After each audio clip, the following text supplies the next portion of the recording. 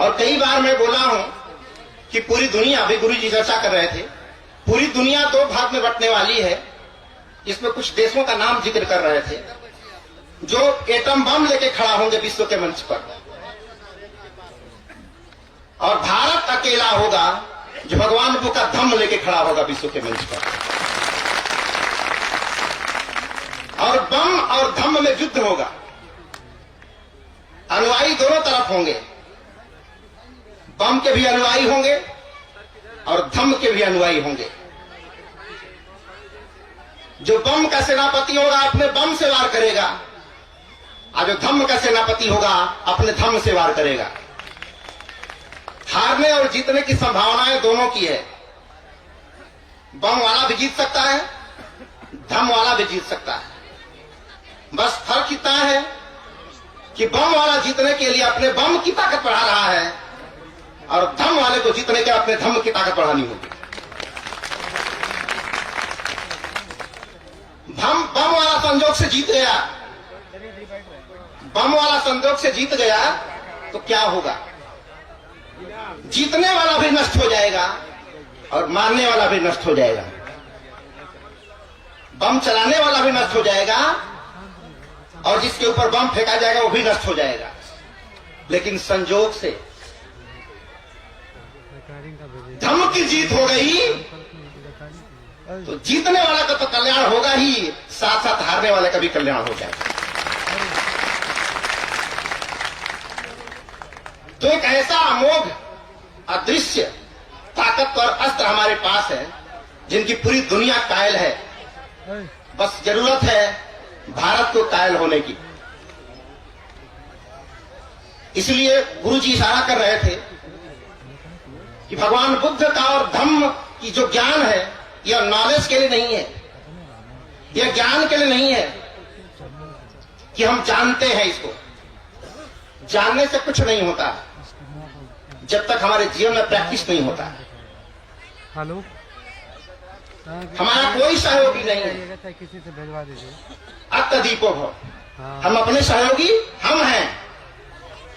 और जिसके सहयोगी बहुत सारे लोग थे और भीड़ भी बहुत ज्यादा संख्या में थी, फिर भी आग लग गई और भगदड़ मच गई। लेकिन यहां कितनी शांति से बैठे हैं और हम शांति के संवाहक हैं और शांति के प्रवर्तक हैं। और भारत हमेशा से शांति का समर्थक रहा है और शांति की वजह से पूरी दुनिया भारत की अनुयायी हुई। और अशोक भी, आज अशोक को हम इसलिए जानते हैं कि वो शांति का संदेश पूरी दुनिया में फैलाया उन्होंने। आज गुरु जी उसी शांति के दीवाने हैं और बोले कि 30 साल से मैंने मंदिर नहीं बनवाया, 30 साल से मैंने वो काम किया जिससे डायरेक्ट लोक कल्याण होता है। तो सम्राट अशोक क्लब भी इधर बहुत सारे काम लोक कल्याण संबंधी कर रहा है। अभी आप आए होंगे गुरु जी, वहां डॉक्टर रविंद्र जी थे जहां रक्तदान शिविर चल रहा है।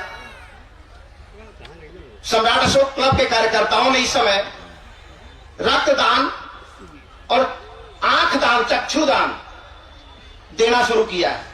यानी हमारे घरों में अब कोई मरेगा तो उसकी आंख निकाले बगैर हम उसको परवाह नहीं कर सकते,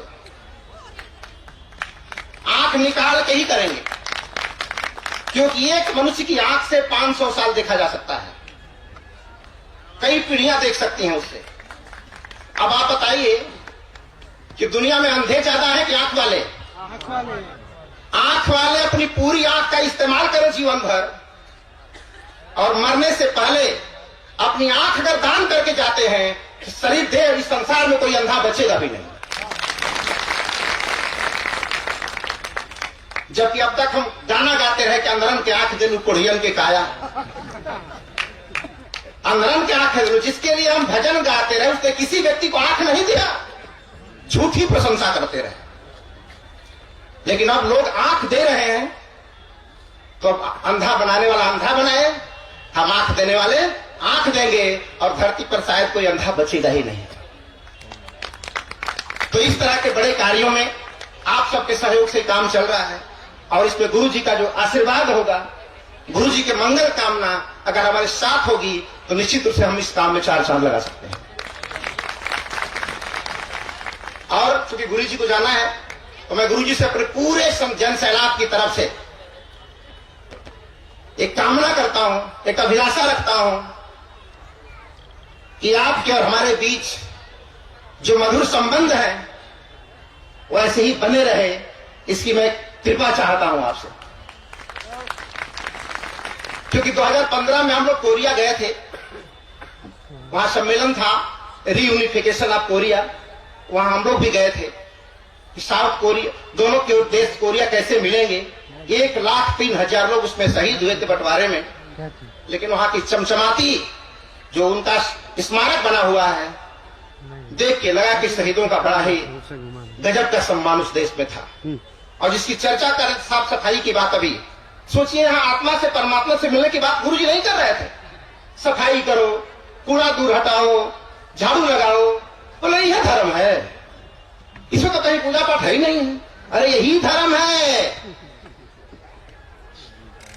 और एक्चुअल में जो रियल धर्म था वही गुरुजी बता रहे थे। कचरा अलग करो, कच्चा अलग करो, खराब कचरा अलग करो। बोलेगा ये कौन सा प्रवचन है?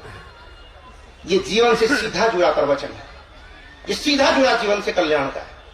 तो मैं गुरुजी से निवेदन करूंगा कि जब हम कोरिया गए थे हम सभी लोग, तो वहां से केवल हाथ मिला के चले आए थे, इस बार हम लोग दिल मिला लिए हैं।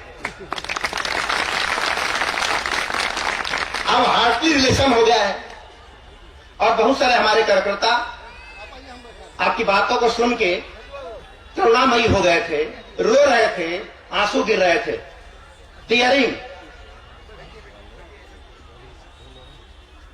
तो हम बहुत ज्यादा न कहते हुए गुरु जी को जाना है और 1 साल का सफर अब 9 घंटे में तय हो जाता है। वह देश कोरिया है और साकेत की राजकुमारी, जो शत्रुघ्न जी बता रहे थे कि साकेत की राजकुमारी नाव के रास्ते से, जलयान के रास्ते से कोरिया गई थी और कोरिया के राजकुमार किम सिरो से शादी की थी। तो कोरिया और हमारे भारत के बीच में केवल धर्म का रिलेशन नहीं, रिश्तों का भी रिलेशन है। मुझे पूरी उम्मीद है कि रिलेशन आप सबके सहयोग से और गुरु जी की करुणा से ये आगे बढ़ेगा। और इस बात का उम्मीद है कि आप सब लोग एहसास करेगा जोरदार एक शानदार विदाई गुरु जी की हो। अभी हल्का हो रहा है, बहुत दूर देश है,